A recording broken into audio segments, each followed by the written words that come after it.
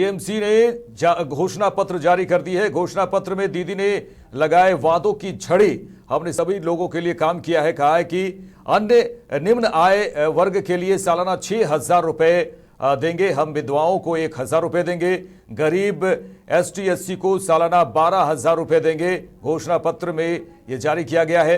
वहीं किसानों को 1 एकड़ पर 10,000 रुपए देने का वादा किया गया है। कोरोना के बावजूद उन्होंने कहा कि हमने कमाई बढ़ाई, हमने सभी तबके के लिए काम किया है। दुआरी योजना के तहत राशन पहुंचाएंगे। उन्होंने कहा 5 लाख तक का हेल्थ इंश्योरेंस कार्ड चलता रहेगा। 3 गुना बढ़ा है बंगाल का बजट, उन्होंने कहा है। वहीं छात्रों को टैब दिया जाएगा। 10 लाख नए एमएसएमई का गठन किया जाएगा। ये एक तरह से कहा जाए कि वायदों की झड़ी लगा दी गई है। घोषणा पत्र में टीएमसी का घोषणा पत्र जारी कर दिया गया है, जिसमें कई बड़े बड़े वायदे किए गए हैं। रोजगार को लेकर, शिक्षा को लेकर, स्वास्थ्य को लेकर कई बड़े बड़े वायदे किए गए। जहां छात्रों को टैब देने की बात कही गई है, 10 लाख नए एमएसएमई का गठन करने की बात कही गई है। और 3 उन्होंने कहा है, सीएम ममता बनर्जी ने कहा है कि 3 गुना बंगाल का बजट बढ़ा है। और स्वास्थ्य को लेकर उन्होंने कहा है कि 5 लाख तक का हेल्थ इंश्योरेंस जो है वो चलता रहेगा। ये बड़ी बात उन्होंने कही है। अब चुनाव का समय है और वायदे की जो झड़ी लगाई गई है, तो इस तरह उन्होंने कहा कि कई बातों का उन्होंने जिक्र किया, जिसमें दुआरी योजना के तहत राशन पहुंचाएंगे, उन्होंने कहा है। उन्होंने ये भी कहा है कि हमने सभी तबके के लिए काम किया है। ও মৌলিক অধিকার রক্ষার্থে আমি আমরণ তাদের পাশে থাকবো, এটা আমার সংকল্প, এটা আমার অঙ্গীকার। আমার মাতৃভূমির কাছে আমি চিরঋণী এবং বাংলার মেয়ে হিসেবে আমি আমাদের মাতৃভূমির চরণে আমার জীবন উৎসর্গ করেছি। সারা জীবনই আমরা কাজ করেছি। আমি যখন রেল মিনিস্টার ছিলাম তখন আপনারা দেখেছেন যত মেট্রো রেলের প্রজেক্ট, দীঘা তমলুক, একলাখি বালুরঘাট, হাওড়া বড়বাচ্চা, মুন্সিরহাট, চান্দ্রাবান্ধা, মালবাজার, ময়নাগুড়ি, ঝবিগোবা থেকে শুরু করে লক্ষ্মীকান্তপুর, নামখানা থেকে শুরু করে সব প্রজেক্ট, বাঁকুড়া, তারকেশ্বর, বিষ্ণুপুর থেকে শুরু করে সব প্রজেক্ট আমার করে দেওয়া।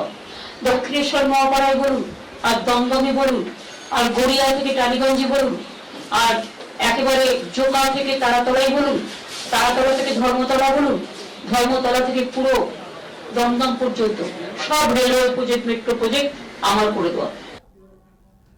हमारे साथ कोलकाता से दिलीप गिरी जुड़ चुके हैं और खास चर्चा करने के लिए हम जुड़े हैं, जहां टीएमसी का घोषणा पत्र जारी किया गया है। उसी मुद्दे पर हम बात करेंगे। हमारे साथ दिलीप गिरी जुड़ चुके हैं। दिलीप, ये टीएमसी का घोषणा पत्र जहां वायदों की झड़ी लगा दी गई है और जैसा कि सीएम ने कहा है कि 10 सालों में 110% काम हुआ है और कई मुद्दों पर इन वायदों को देखा गया है और कई चीजें सामने आ रही है कि आखिर चुनाव के समय इस तरह का जो है मुद्दा, जो वायदे किए जा रहे हैं, जो वायदे की गई है टीएमसी के घोषणा पत्र में, तो किस तरह पूरा होगा। और पिछले 10 साल जो उन्होंने कहा है कि 110% काम हुआ है, तो कहां तक इन वायदों को पूरा किया जाएगा। देखिए, जब भी चुनाव आता है हर पार्टियों की तरफ से चुनावी घोषणा पत्र जारी की जाती है और आज उसी कड़ी में पश्चिम बंगाल विधानसभा चुनाव को देखते हुए यहां की सत्ता में 10 साल से काबिज तृणमूल कांग्रेस की तरफ से भी घोषणा पत्र जारी किया गया। लेकिन घोषणा पत्र का क्या है, यह आम लोगों के लिए जारी करना है।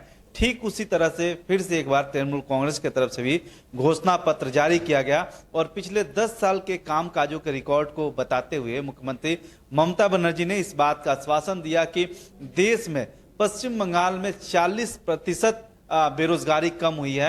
यानी जहां बेरोजगारी की बात पूरे हिंदुस्तान में हो रही है, उनका कहना है कि यहां बेरोजगारी कम हुई यानी रोजगार पैदा हुआ है। लेकिन इसके उलट अगर बात करें तो पिछले 10 सालों में पश्चिम बंगाल में एक भी बड़ा कोई कल कारखाना या उद्योग नहीं आया है जिसके बदौलत आप कहें कि बेरोजगारी कम हुई और लोगों को रोजगार मिली है जी। दूसरी तरफ इन्होंने पहाड़ डेवलपमेंट के मतलब पहाड़ के विकास, यानी उत्तर बंगाल जिसे दार्जिलिंग के तौर पे या जलपाईगुड़ी या सिलीगुड़ी के नाम से लोग जानते हैं इस पूरे एरिया को, इसके विकास पे एक अलग से परिषदीय दल बनाने की, गठन करने की बात कही। इसके पहले भी उन्होंने किया था लेकिन अब तक ऐसा नहीं हो पाया। दूसरी तरफ बेकार युवाओं को, जिसमें ओबीसी है, एससी है और जनरल कैटेगरी के जो लोग हैं, इनको सालाना 12,000, जनरल कैटेगरी के लोगों को सालाना 6,000 रुपया और एससी एसटी और ओबीसी के लोगों को 12,000 रुपया देने की बात कही। साथ ही पुराने जो परियोजना थे, चाहे सबुज साथी हो, स्वास्थ्य साथी कार्ड हो या कन्याश्री, तमाम योजनाएं जो राज्य सरकार अपनी सबसे बड़ी उपलब्धि के तौर पे गिनाती है, इसको लगातार अगली सरकार में भी जारी रखने की बात कही गई। चौथा जो सबसे महत्वपूर्ण बात है कि 100 दिन का जो काम है, मतलब जो ग्रामीण सड़क योजना या तमाम जो प्रधानमंत्री ग्रामीण रोजगार योजना से संबंधित जो कार्य हैं, उसके बारे में बताया गया कि हिंदुस्तान में, भारत में नंबर 1 पे पश्चिम बंगाल है इस कार्य को करने में। तीसरी तरफ जो बात है कि सरकार बनने पे बंगाल आवास योजना के तहत 25 लाख घर बनाने की बात कही गई है। साथ ही जो स्टूडेंट है, जो छात्र हैं, उनके लिए जो लोन देने की बात कही गई है, मतलब एजुकेशन लोन की बात जो कही गई है, वो महज 4% के इंटरेस्ट रेट पे देने की बात कही गई। तो मुख्य तौर पे अगर आप कहें तो आवास योजना, पुराने योजनाओं को लागू करना, उत्तर बंगाल जहां पे बीजेपी मजबूती से लोकसभा चुनाव में उभरी थी, वहां पे अलग से वहां पे अलग से विकास करने के लिए अलग से स्वतंत्र संस्थाएं बनाने की बात कही गई है। साथ ही लोगों को बेरोजगारी के तौर पे सालाना, जो जनरल कास्ट के लोग हैं उनको 6,000 और जो दिलीप, हम आपको रोकना चाहेंगे। टीएमसी के लीडर राजेश जुड़े हुए हैं हमारे साथ। हम जानना चाहेंगे, घोषणा पत्र जारी किया गया है और इसमें किस तरह घोषणा पत्र में जो भी वायदे किए गए हैं, ये एक तरह से कहा जाए कि चुनावी घोषणा पत्र है, इसमें किस तरह के वायदे पूरे किए जाएंगे, हम सीधे आपसे पूछना चाहते हैं राजेश। देखिए, ममता बनर्जी ने इससे पहले भी कई चुनाव में घोषणा पत्र अपने जारी किए हैं तृणमूल कांग्रेस में ऑफिशियली, और 10 सालों तक मुख्यमंत्री में रही। उन्होंने पहले ही 2011 में जो उन्होंने वायदे किए थे चुनाव से पहले, जब वो मुख्यमंत्री नहीं बने थे, उस समय भी मैं विशेष तौर पर अगर हिंदी भाषा की बात करूं तो जितने भी वायदे उन्होंने अपने मैनिफेस्टो में उस समय 2011 में उन्होंने किए थे, वो सारे वायदे उन्होंने पूरे किए। उसके बाद के भी चुनाव, 2016 के भी चुनाव में जो घोषणा पत्र जारी हुए, उसमें भी अगर आप देखेंगे उठा करके तो तकरीबन सारे वायदों को उन्होंने पूरा किया पश्चिम बंगाल में। और वायदों के बाहर भी ममता बनर्जी ने पश्चिम बंगाल की जनता के लिए बहुत सारे काम किए हैं, जो मुझे लगता है कि एक नजीब उदाहरण है पूरे भारतवर्ष के अंदर में 10 सालों के अंदर में इतना काम कर पाने। और हमें लगता है कि आज भी जो घोषणा पत्र जारी किया गया है, उसमें भी जो भी घोषणाएं उन्होंने आम जनता के लिए की है, पश्चिम बंगाल की जनता के लिए, आने वाले वर्षों में उनको पूरी तरह से कार्यान्वित करेंगे बंगाल की जनता के लिए। जी, आपसे ये भी जानना चाहेंगे राजेश जी, ये भी जानना चाहेंगे कि 5 लाख रोजगार देने की बात कही गई है इस घोषणा पत्र में। तो देखा जाए तो कई कल कारखाने जो हैं बंद पड़े हैं और कोई नई जो है खुलने की संभावनाएं नजर नहीं आ रही है। तो किस तरह इस वायदे को पूरा किया जाएगा? देखिए, और भी बहुत सारे सेक्टर्स हैं जिन सेक्टर्स के अंदर में इससे पहले भी 10 सालों में हमने आपने देखा होगा कि चाहे वो छोटे स्तर पर ही हो, जो पश्चिम बंगाल सरकार के छोटे छोटे योजनाओं के अंदर में भी युवाओं को और महिलाओं को जोड़ करके उन्हें रोजगार देने का काम किया है ममता बनर्जी ने। और देखिए, कल कारखानों में बात करें तो पश्चिम बंगाल में भी अगर कहा जाए तो आने वाले दिनों में भी बहुत सारे उद्योग आने वाले हैं। बावजूद इसके भी यदि वो उद्योग नहीं भी आते हैं तो कहीं न कहीं छोटे प्रकल्पों के माध्यम से भी जो 5 लाख लोगों को नौकरियां देने की बात की गई है, ये सिर्फ एक हवा की बातें नहीं होगी कि प्रधानमंत्री जी ने जैसे घोषणा कर दी थी कि हम 1 करोड़ लोगों को रोजगार देंगे, मगर आज तक वो रोजगार कहाँ गई वो तो सारे लोग ही जानते हैं। मगर उन्होंने कहा है तो वो चाहे दूसरे राज्य सरकारी स्तर पर भी अभी जैसे तकरीबन 1 लाख से अधिक शिक्षकों की नियुक्ति होनी बाकी है। तो इस तरह से बहुत सारे रोजगार हैं जहाँ पर अभी लोगों की जरूरत है और वहाँ पर इन लोगों को अकोमोडेट करके और ममता बनर्जी निश्चित तौर पर जो 5 लाख लोगों को कहा है उन्होंने 5 लाख लोगों को वो जरूर रोजगार देंगे। चलिए, तमाम जानकारी के लिए आपका शुक्रिया, हमसे जुड़ने के लिए, लाइव 7 से जुड़ने के लिए, हमसे बात करने के लिए आपका शुक्रिया। तो कहा जाए तो ये जो घोषणा पत्र जारी हुआ है इसमें कई वायदे किए गए हैं। हमारे साथ संवाददाता दिलीप लगातार जुड़े हुए हैं और लगातार नजर बनाए हुए हैं घोषणा पत्र में। तो दिलीप, हम बात कर रहे थे कि घोषणा पत्र में कई बातों को, कई मुद्दों को छुआ गया है, जिसमें रोजगार भी है, स्वास्थ्य भी है। हम आपसे जानना चाहेंगे कि स्वास्थ्य का जो कार्यक्रम ममता दीदी ने किया है कि 5 लाख का जो है स्वास्थ्य का बीमा दिया जाएगा, स्वास्थ्य लाभ दिया जाएगा, वो जारी रहेगा और भी कई मुद्दे आप देख रहे हैं।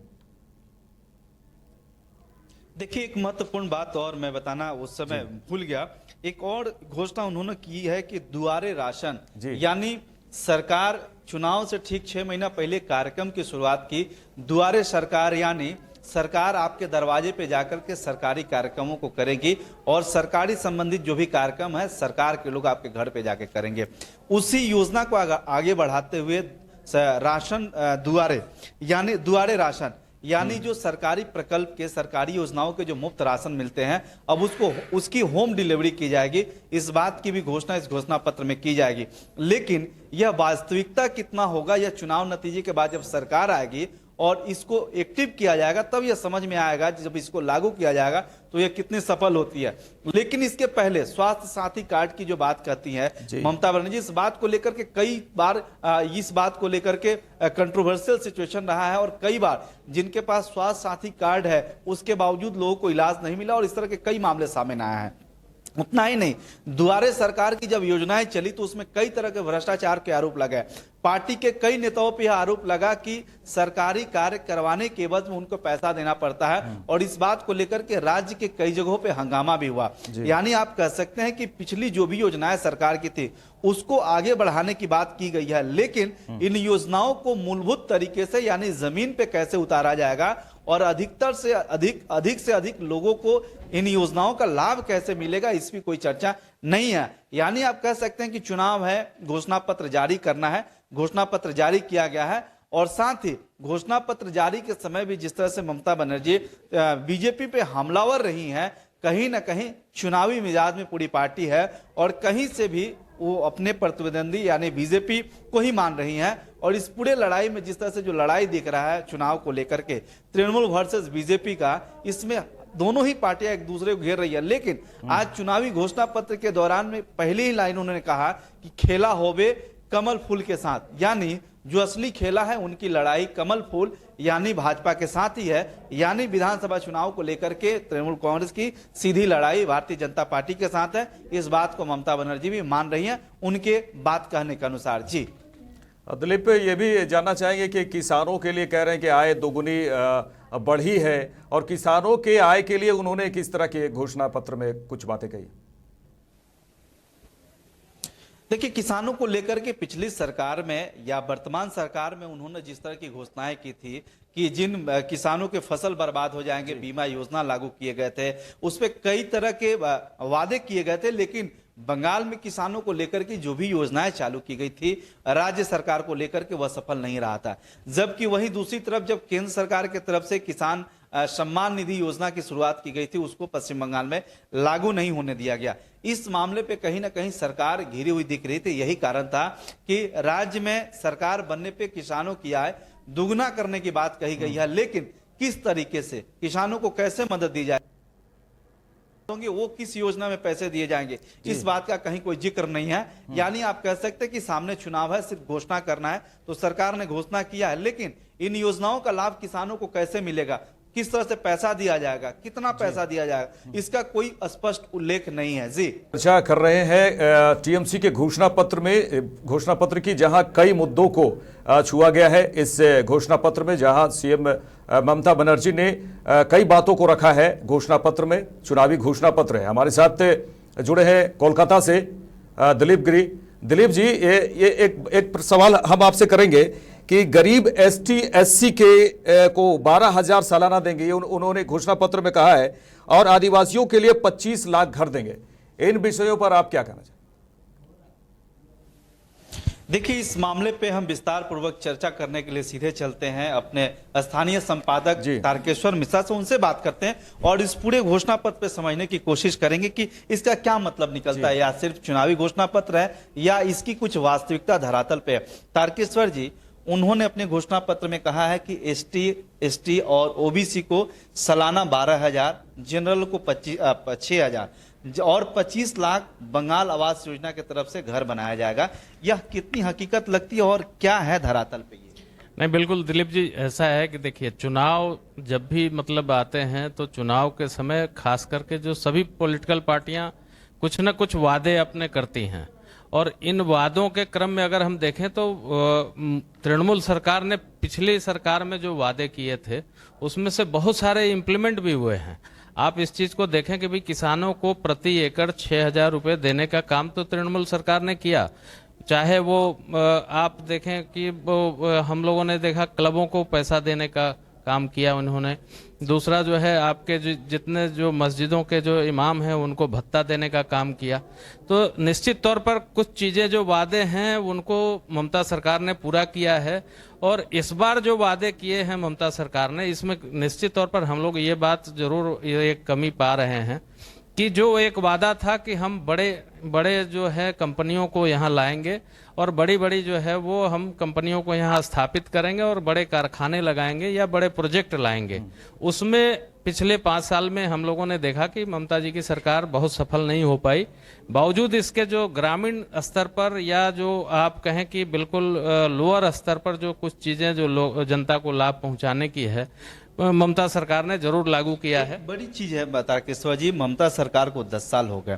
इंडस्ट्री की बात है, दूसरी तरफ रोजगार की बात है, जो 25 लाख रोजगार देने की बात हो रही है। बंगाल में पिछले 10 साल में कोई बड़ी इंडस्ट्री नहीं है। तो क्या सिर्फ सरकारी नौकरी के भरोसे इतने बड़े पैमाने पर रोजगार दिया जा सकता है, या भविष्य में ऐसा लगता है कि कुछ हो पाएगा? नहीं, निश्चित तौर पर देखिए, हमारा देश जो है भारत कृषि प्रधान देश है, और आप इस चीज को देखेंगे कि बंगाल का भारतीय कृषि के क्षेत्र में जो है काफी योगदान है, खासकर चावल उत्पादन, आलू उत्पादन, इसमें बहुत अच्छा योगदान है। और अगर सरकार ये सोच ले कि हमें ये रोजगार उपलब्ध कराना है तो हमारे यहाँ बहुत सारी ऐसे नहीं ले सकते हैं। पिछले 10 साल से ये जो काम कर रही हैं, निश्चित तौर पर ग्रामीण अर्थव्यवस्था बेहतर हुई है, ग्रामीण स्तर के लोगों का जो है वो उत्थान हुआ है, सड़कें कुछ अच्छी हुई हैं। हाँ, ये जरूर है कि जो वादे किए थे उन्होंने 2016 में, वो अभी भी धरातल पर लगभग 70% से ज्यादा नहीं उतर पाए हैं। बड़ी बात तारकेश्वर जी ने कहा कि रोजगार के मामले में बंगाल कृषि प्रधान राज्य है और कृषि में अपार संभावनाएं हैं, और पिछले 5 सालों में ममता की सरकार ने कृषि के क्षेत्र में कार्य किया है। तो यह एक रोजगार का बड़ा साधन हो सकता है, यानी सरकार इस पे कार्य करे तो बंगाल में रोजगार के लिए कृषि एक बड़ा माध्यम हो सकता है बनिस्पत की किसी इंडस्ट्री से। जी चलिए, तमाम जानकारी के लिए दिलीप आपका शुक्रिया, तारकेश्वर जी का भी शुक्रिया।